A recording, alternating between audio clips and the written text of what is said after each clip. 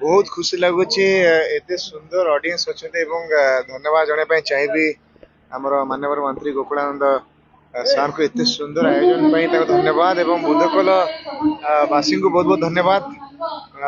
मो दर्शक मो भगवान एवं आपण मान खास कर धन्यवाद आपण मैंने आमको पहुंचाऊँच आम रिपोर्टर भाई मान बहुत बहुत धन्यवाद एवं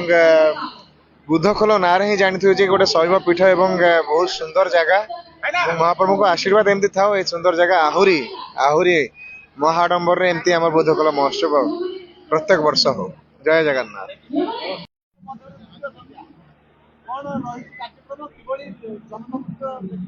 देखंतु आज आमर जो बुद्धखोल महोत्सव ये हूँ आम बुगुड़ा अंचल प्राणवंत प्रतिच्छवि जे ये केवल एक महोत्सव नुह ये हूँ आमर बुगुड़ा अंचल गोटे भाईचारा आमर कला साहित्य संस्कृति को साइती रखा भली मन पकेला भली एवं आकु आउर रुधिवंत करी ओडिशा रे नुह ओडिशा बाहर मध्य आर प्रचार प्रसार करिवा पाई आज जो महोत्सव आज देखंतु आमर दुई जन विधायक आमर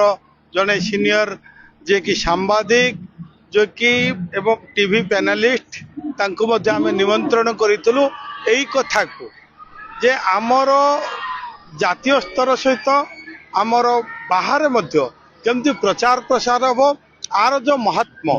ये जो कहा जाउची हुएनसांग समय रे तांकर लिपिबद्ध पुस्तिकार मध्य लिखा जाइछि एटी स्वयं बुद्ध गौतम बुद्ध एटी आसी रहिथिबार मध्य सेतिरे लिखित अछि एवं सेतिरे जो वार्ता ए अंचल को देइचंती जे शांतिर वार्ता संघं शरणं गच्छामि बुद्धं शरणं गच्छामि एई जो शांतिर वार्ता से प्रभु आमर पंच महालिंगेश्वरंकर आशीर्वाद रु बलदेवंक विरंचनारंक आशीर्वाद रु आज बुगुड़ा वर्तमान एक विकसित पथरे आगौची बुगुड़ार सर्वांगीन विकास करने आज काली आपण देखुथिबे जिला प्रशासन आसीथिले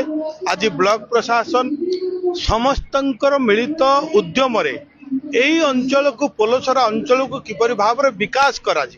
से दिगर मध्य आज आमे काम करूचु तार समस्त डीपीआर प्रस्तुत होची जे आमर कला साहित्य संस्कृतिर विकास शिक्षार विकास आपण मानकर समस्त जनसाधारण मौलिक आवश्यकता को पूर्ण करी बुद्धखोल महोत्सव जमती आमको विरासतर आवश्यक रही विकास से अग्रगति करिवार आवश्यक रही तेणु विरासत विकास उभय को लेकिन आम चलवा आपण मान देखिबे निश्चित भाव में आगामी दिन में बुद्धखोल महोत्सव एक माने ये अंचल एक महत्व आकांक्षी हम एवं भल शुभ वार्ता दब तेणु जगन्नाथ आशीर्वाद रु ए महोत्सव आउरी रुद्धिमंत हो आउरी विकसित हो आमर कला साहित्य संस्कृति आमर जो पिला माने कुनी कुनी पिला माने आज देखुचंती छात्र छात्री मानक मध्य एठी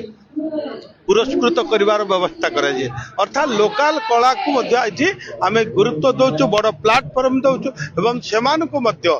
आमर जिला स्तर एवं राज्य स्तर रे किपरि समाने तंकर कला को प्रदर्शन करिवे सेही दिगर मध्य बुद्धखोल उन्नयन कमिटी काम करिवे।